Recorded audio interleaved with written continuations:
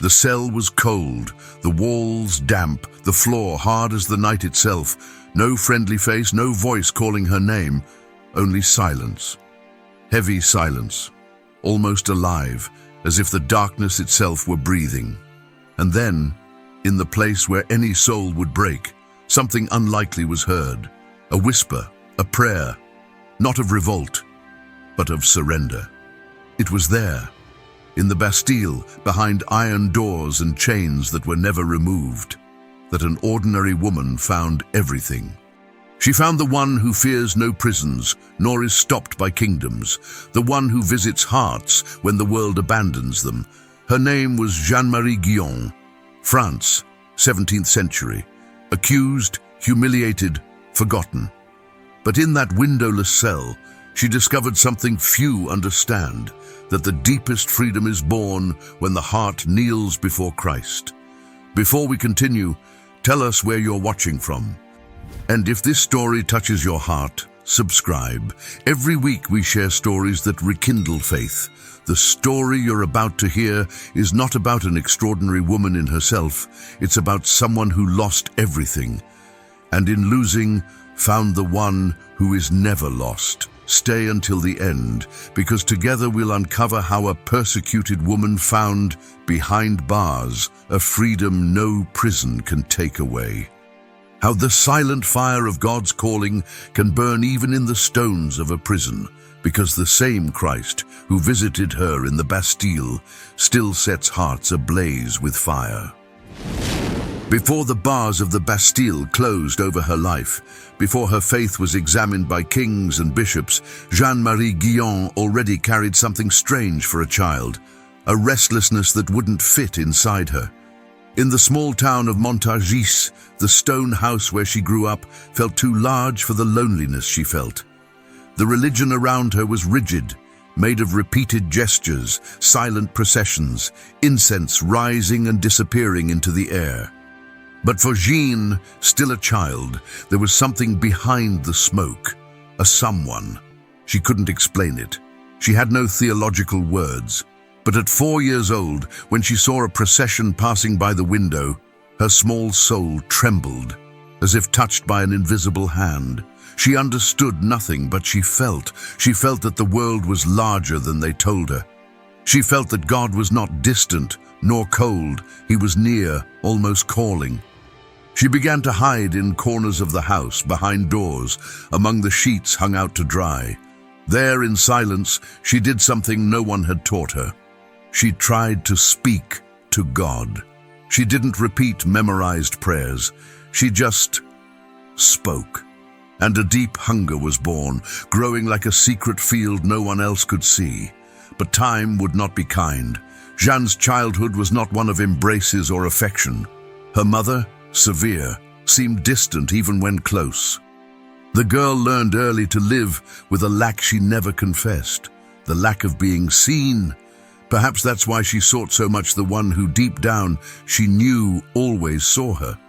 When she was sent to the convent at 12, she had her first breath of rest. The nuns sang, light entered through the tall windows, and Jeanne felt as though she'd found a place where her soul could breathe.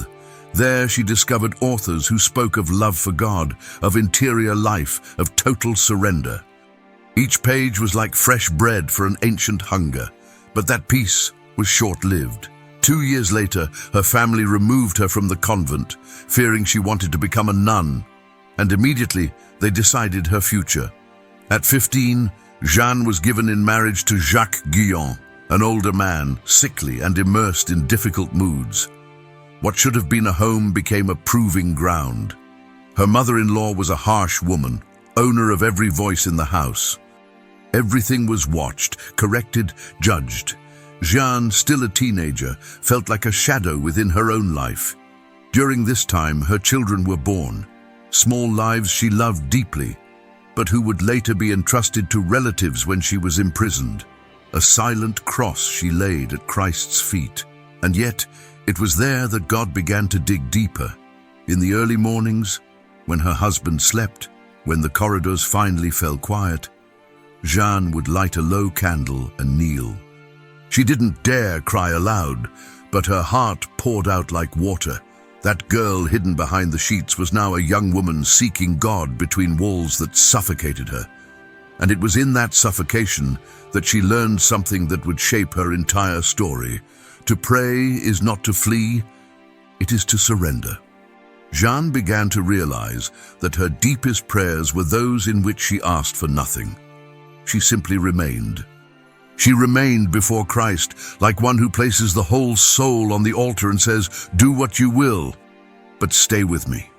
It wasn't ecstasy. It wasn't vision. It was surrender from one who had nowhere else to go. And that surrender began to bear fruit that no one saw. When her mother-in-law humiliated her, Jeanne responded with gentleness. Not because she was naturally meek, but because she had learned to pour out her irritation at Christ's feet before it became words. When her husband fell ill and took out his fears on her, Jeanne served him with patience, not by her own strength, but because she'd discovered that loving in pain is possible when Christ sustains the heart from within. Little by little, those close to her began to notice something hard to explain. There was peace in her. Not an artificial, trained peace, but a quietness that made no sense inside that tumultuous house. The furnace of affliction was shaping her. And it was then that the flame of the calling appeared, not with spectacular revelations, but with an irresistible desire to belong entirely to Christ.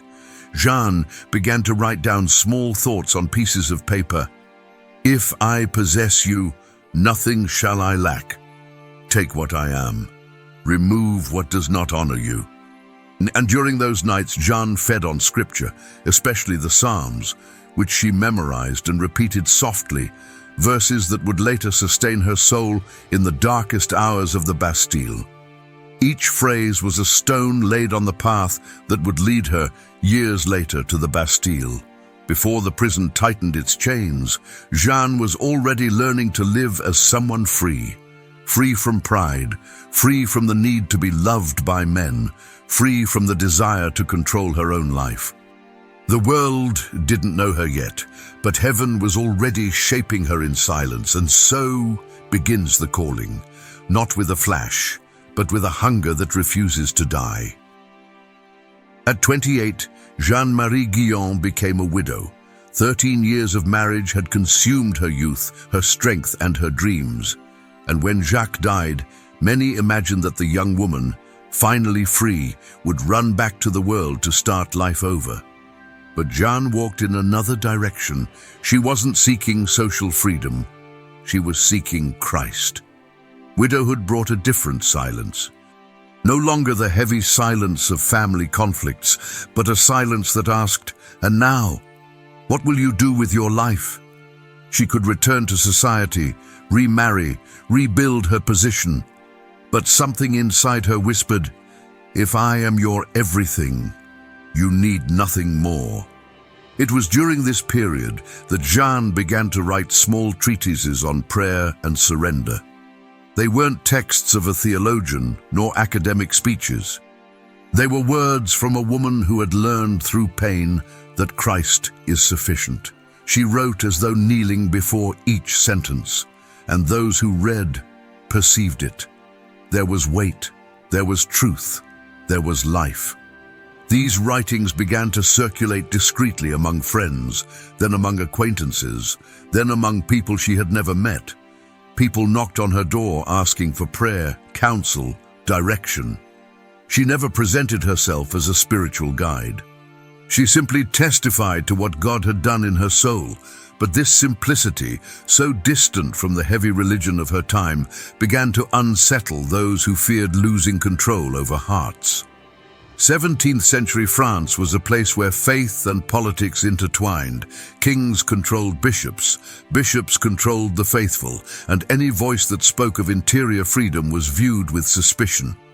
When they heard that a woman, a common widow, was teaching people to seek Christ directly without depending on lengthy rituals, the alarm sounded, and opposition came, first in murmurs, then in formal warnings. Finally, in accusations. They said she confused people. They said her emphasis on interior prayer could lead the faithful astray. They said a woman should not speak of such things. But Jeanne continued, not out of rebellion, not out of ambition, but because she knew she had found gold in the most unlikely place, in surrender itself. And when someone asked her why she insisted so much on silent communion with Christ, she answered simply, because there, He transforms me. The pressures increased. Important men invited her or summoned her to interrogations. They wanted her to renounce her writings, to declare danger where she saw only love. But Jeanne spoke with meekness, and this irritated them more than if she had risen in a fight. It burned them inside that she didn't defend herself. She simply trusted. Then came the first blow. She was detained and taken to a convent for correction. It was her first prison. The cell wasn't as dark as the one to come, but the meaning was the same, to silence. Jeanne entered without protest. The door closed. The crash echoed like a sentence. That night, sitting on the cold floor, she asked the question many ask when faith is tested. Lord, where are you? Silence answered. And for a moment, she felt the old shadow of loneliness approaching. But before fear could overtake her, something familiar touched her spirit. The same touch she'd felt as a child when she saw the procession for the first time. It wasn't an overwhelming emotion. It was a gentle, deep certainty. He was there. The pain continued. The future remained dark. But Christ was there. And Jeanne, with trembling breath, placed her hand over her chest and murmured, "If you are here, it is enough." The next morning, when the nun in charge opened the small window of the door, she found Jeanne sitting, calm, eyes fixed on nothing or on everything. There was no revolt. There was no despair. Only a surrender so deep it confused everyone around her. The imprisonment lasted months, months in which Jeanne had no audience, no honor, no defense. But there, between those walls, something inside her finally died. The need to be understood, the hope of being accepted, the desire to control the narrative of her own life. And in the place where everything died, Christ lived even stronger. When unexpectedly she was released, they expected to see her broken. But she walked out with firm steps and a serene gaze. And those who saw her that day witnessed something unsettling. She seemed freer than many who had never stepped into a cell.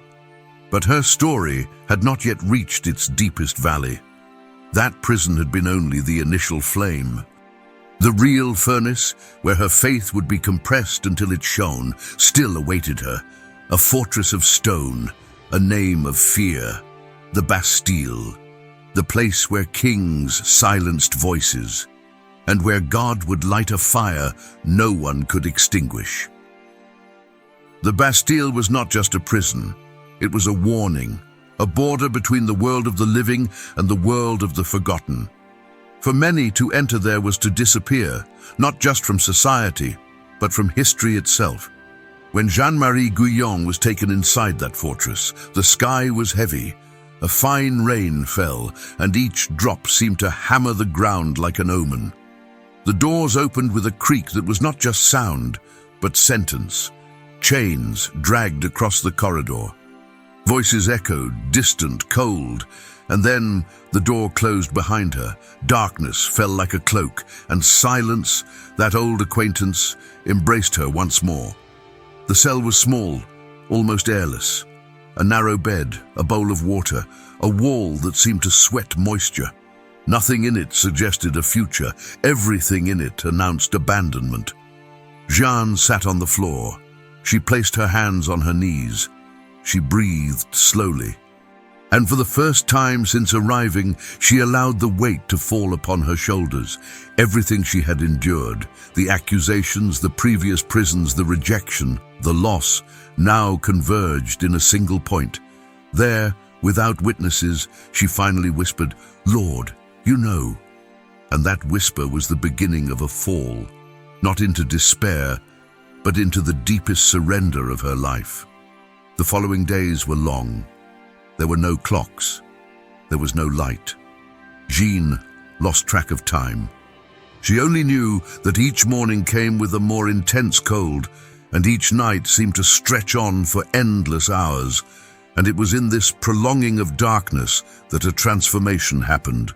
One morning, if it was morning, she woke with a heavy heart, as if she was sinking. It wasn't sadness, it wasn't fear, it was a brokenness so deep it brought her to the floor. For the first time she wept without trying to hold back her voice. She wept for the life she lost, for the home she never had, for the children she could not embrace, for the words twisted against her, for the loneliness that had accompanied her since childhood. And as she wept, she felt something that didn't come from the cell, something that invaded the cell, a gentle peace, almost imperceptible at first, but firm as rock. It wasn't emotional relief, it was presence. Christ was there, not in vision, not in sensation, but in certainty, a certainty that cannot be explained, only recognized. Jeanne lifted her face. There was no light, but it was as if the darkness had changed temperature. The cold seemed less, the air more breathable, and the words that came from her mouth were not planned. If you are here, then this place is holy. And that is how the Bastille, the fortress of fear, became her chapel. From that day on, something changed in her. The chains remained the same, the solitude remained absolute. But Jeanne was no longer alone, and that changed everything. When the guards passed, they heard a strange sound coming from the cell, singing, not a loud song but a murmur, like the echo of a prayer dressed in melody. She sang psalms she remembered by heart. She sang words that arose while she prayed. She sang her surrender, and each note seemed to defy the stone of the walls, as if saying, "You can imprison me, but you cannot imprison the one who lives in me." The months became years. She spent nearly 7 years imprisoned. And each stage of that time was like fire refining gold. It was there, and only there, that Jeanne wrote some of her deepest lines. Lines that spoke not of human triumph, but of weakness surrendered. Not of ecstasy, but of Christ sustaining the soul when everything else collapses. And those words, decades later, would cross borders. They would reach the hands of men thirsting for God. They would reach the ears of a young Anglican named John Wesley, who upon reading them would understand that the Christian life is not strength, but surrender. They would reach communities seeking revival. They would reach souls who never knew her name, but would recognize the Christ she knew behind bars. The world never entered the Bastille with Jeanne, but Christ entered. And where Christ enters, the desert blooms. The prison becomes holy ground. Darkness is illuminated without a candle being seen. Jeanne, who should have come out broken, came out whole. Whole not because she was strong, but because Christ placed himself within her as a wall, as shelter, as light that cannot be extinguished. And when the door of the Bastille finally opened to release her, the woman who walked out was not the same as the one who entered. The one who once sought God now knew. God had always sought her first. But her story doesn't end there. There was still a legacy to be cultivated, not in palaces, but in the silence of a small house. The impact of the Bastille would accompany her until her last breath. And what God built in that cell would continue burning, quietly, for generations. The gates of the Bastille closed behind Jeanne-Marie Guyon for the last time, but the silence that had accompanied her for years would never be the same again. She returned to the outside world like one returning from the desert, lighter, deeper, more surrendered. She sought no recognition. She sought no explanations. She did not try to clear her name nor justify her years of imprisonment. She desired only one thing, to live quietly before Christ. And so it was. Jeanne moved to a small house in Blois, on the banks of the Loire, a simple structure with narrow windows and a creaking floor. There she found what perhaps she'd sought since childhood, a place where her soul could breathe. Those who knew her in those final years said there was in her a serenity impossible to fake. She walked slowly, spoke softly, laughed little. But when she mentioned Christ, her eyes shone like someone looking far away and seeing something others cannot see. It was in those seasons of solitude and depth, both before and after the Bastille, that Jeanne wrote her books, works that would become devotional classics for centuries. Experiencing the depths of Jesus Christ, her autobiography, Spiritual Torrents, the Song of Songs of the Soul, treatises that spoke of interior prayer, of total surrender, of how to find Christ in the darkest valley. Her writings crossed borders and reached the hands of those thirsting for revival. John Wesley, still young, found in them something he couldn't name, a key, a breath, a rest he himself still sought. And he noted, "There is here a love for Christ that cannot be faked."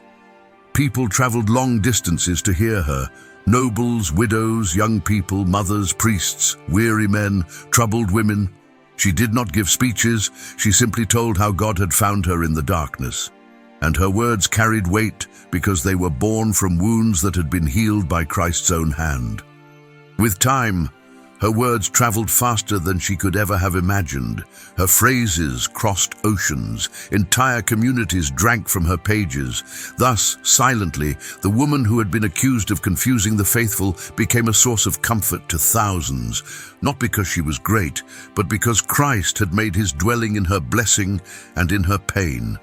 But the years came, and with them frailty. The house in Blois grew quieter. The voice that once counseled so many became thin, almost a whisper, until, on a cold morning in June 1717, she felt that her body would not carry her much further. She asked them to open the window. She wanted to feel the air. She wanted to hear the birds, one last time. Seated in the simple armchair, with her hands resting in her lap, she whispered the phrase she had kept since the Bastille, "Lord, I come." There was no fear. There was no struggle. The woman who had spent her entire life learning to surrender now surrendered completely, like a boat reaching the shore after a long voyage. If this story is awakening something in your heart, share it with someone who needs to remember that Christ visits even the darkest prisons. Sometimes a simple video reignites an entire soul. And in the comments, share which passage of Scripture has sustained you in difficult times. Have you ever felt God visit you in some inner prison? And so, in the silence of that room, Madame Guyon departed this world as she lived in it, surrendered. There was no choir, no applause, no witnesses, only Christ receiving what had always belonged to him. And it is here that the story ceases to be just memory and becomes a mirror. Because Jeanne's life does not point to an uncommon woman, but to a God who draws near to the broken, a Christ who enters prisons of stone or of soul and transforms darkness into encounter. The question that remains is not, who was she? But rather, what can Christ do in a heart that surrenders completely? She lost security, reputation, freedom, but found the one who is never lost. And she discovered that true freedom is not born from the absence of chains, but from the presence of Christ, dwelling in everything within us. Perhaps you too carry areas of life that feel like a cell, long silences, ancient pains, unanswered questions. But her story reminds us that Christ does not wait outside. He enters, he sustains, he lights fire where the world sees only ashes. And if he found her in the Bastille, he can also find you, exactly where you are. If this account touched your heart and you wish to support this work, your super thanks is received with gratitude and used so that stories like this continue reaching lives. May Christ visit you with the same light that sustained Jeanne. Amen.